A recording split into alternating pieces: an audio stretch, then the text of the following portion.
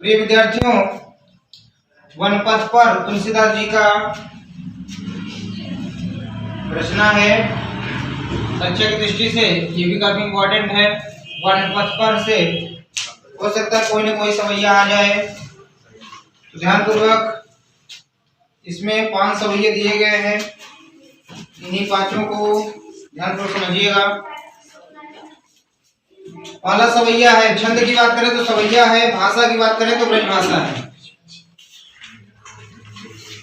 कहानी उस समय की है जब भगवान श्री रामचंद्र जी अपनी पत्नी सीता जी के साथ और अपने भाई लक्ष्मण जी के साथ वन के रास्ते पर जा रहे थे, वन गमन के लिए प्रस्थान कर रहे थे। उसी समय की कहानी है।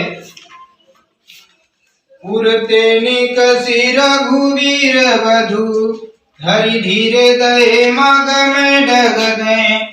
जल की भरी भाल कनी जल की, पुट सूखी गए मधुरा धरवे। फिर बूझती हैं चलनो अब केतिक, पर्ण कुटी करी हों की कहें। पिय की लखिया तुरता पिय की अखियां, यति चारु चली जल छुए।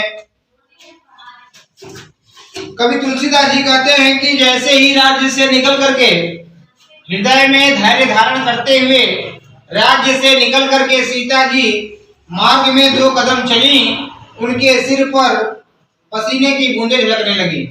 पुरते निकसी रघुवीर वधु, रघुवीर की पत्नी अर्थात सीता जी धरि धीर, हृदय में धैर्य धारण करके मग में डगद्वय, मार्ग में 2 ही कदम चली। तो रघुवीर की पत्नी अर्थात सीता जी जैसे ही हृदय में धैर्य धारण करके मार्ग में 2 कदम चली, तो उनके मस्तक पर पसीने की बूंदें दिखाई देने लगी और उनके मधुर होठ सूख गए। फिर बूझती हैं चलनो अब केतिक, सीता जी अपने पति प्रभु श्री रामचंद्र जी से पूछती हैं कि हे स्वामी, अभी और कितना चलना है? पर्ण कुटी करी हो कि तुम्हें, और आप घास फूस की कुटिया का निर्माण कहाँ करेंगे? पिय की लखिया तुरता पिय की अखियां, यति चारु चली जल छुए। पिय माने पत्नी सीता जी की इस व्याकुलता को देख करके पति श्री रामचंद्र जी के आंखों से आंसुओं की धारा चलने लगती है। तो श्रृंगार रस है इसमें, भाषा ब्रजभाषा है।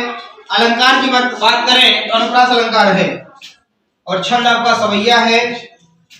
अगला, जल को गए लखन है लरिका पर, खोपिय छाह घरी कहुए ठाढ़े। ऊंची पसे उबयारी करो, अरुपाय पखारी हो भूभूरी डाढ़े। तुलसी रघुवीर प्रिया सम जानी कहे, बैठी विलंब लो कंटक काढ़े। जानकी नाह को नेहल को कुल को, तनु बारी विलोचन बाढ़े।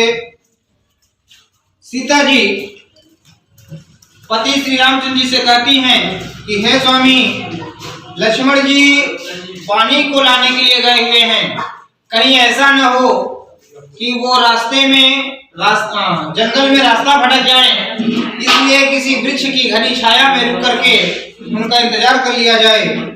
तब तक मैं आपके पसीने को पोंछ करके आपको हवा कर देती हूँ और आपके पैरों में जो धूल लगी हुई है उसे साफ कर देती हूँ। तुलसी रघुवीर प्रिया सम जानी के, बैठ विलंब लो कंटक काढ़े। तुलसीदास जी कहते हैं कि प्रभु श्री रामचंद्र जी समझ जाते हैं कि सीता जी थक गई हैं और काफी लंबे समय तक प्रभु श्री रामचंद्र जी कांटा निकालने का बहाना करते हैं। जानकी नाह को नेह लखो, कुल को तनु बारी विलोचन बाढ़े। सीता जी अपने प्रति पति के इस प्रेम को देख करके सीता जी का शरीर पुलकित हो जाता है और उनके आंखों में आंसू आ जाते हैं। तीसरा सवैया है, रानी मैं जानी अजानी महाप्रभु पाहन होते कठोर ही हो हैं। राजा हूँ काजय काज न जान्यो, कहोती को जिन कान कियो हैं। ऐसी मनोहर मूर्ति बिछुरे, कैसे प्रीतम लोग जियो हैं। आखिन में सखी राखी बिजो गई, में किमी के बनवास दियो हैं। जब प्रभु श्री रामचंद्र जी अपने अनुज लक्ष्मण और प्रिया सीता जी के साथ मार्ग में जा रहे थे, तो जंगल के गांव में निवास करने वाली स्त्रियां आपस में बातचीत करती हैं कि हे सखी, मैं जान गई हूं कि महारानी कैकेयी अत्यंत अज्ञानी हैं और पत्थर से भी कठोर हृदय वाली हैं। महाराज दशरथ जी भी राज्य के लिए क्या उचित है क्या अनुचित है इस बारे में विचार नहीं किए। पत्नी ने जो कुछ कह दिया उसको तुरंत कर दिए।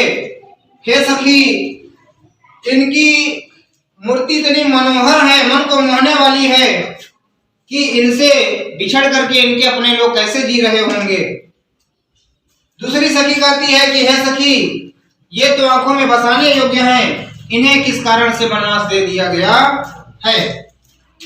चौथा, शीस जटाऊ रे बाहु विशाल बिलोचन लाल तिरछी सी भाहें, तून सरासन बन धरे तुलसी बन मार्ग में सुठी सोहें, सादर बारही बार सुभाय चित तुम त्यों हमरो मन मोहे, पूछती ग्राम बधु सिय सो कहो सांवरे ससिर सखीरावरे को है।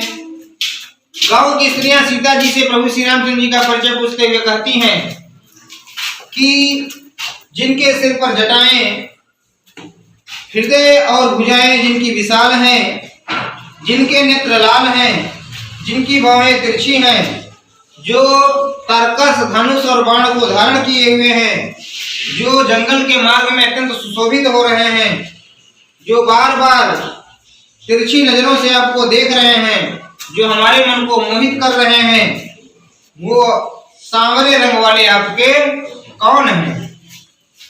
तब सीता जी उन ग्राम स्त्रियों के क्वेश्चन का जवाब देते हुए कहती हैं,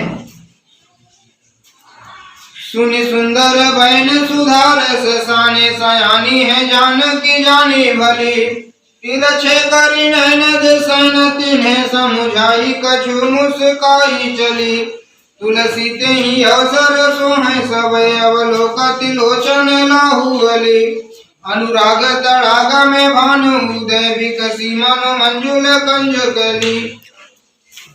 सीता जी समझ गई कि ये स्त्रियां बहुत ही चतुर हैं और गांव की स्त्रियों के मधुर वचन को सुन करके सीता जी समझ जाती हैं कि ये स्त्रियां बहुत ही चतुर हैं। इसलिए सीता जी तिरछी नजरों से प्रभु श्री रामचंद्र जी की ओर देखती हैं और मुस्कुरा करके आगे बढ़ जाती हैं। इस प्रकार से गांव की स्त्रियों को पता हो जाता है कि ये इनके पति हैं। तुलसी ते ही अवसर सोहे सबे अवलोकत लोचन लाहु गली। तुलसीदास जी कहते हैं कि उस समय सभी स्त्रियों की निगाहें प्रभु श्री रामचंद्र जी को हो जाती हैं और उन्हें देखकर कैसा लगता है कि मानो प्रेम रूपी तालाब में रूपक अलंकार है। नीचे वाली लाइन में रूपक अलंकार और उत्प्रेक्षा अलंकार दोनों है। उन्हें देखकर कैसा लगता है कि मानो प्रेम रूपी तालाब में प्रभु श्री रामचंद्र रूपी सूर्य उदित हो गए हैं और उनके नेत्र रूपी कलियां जो है खिल गई हैं।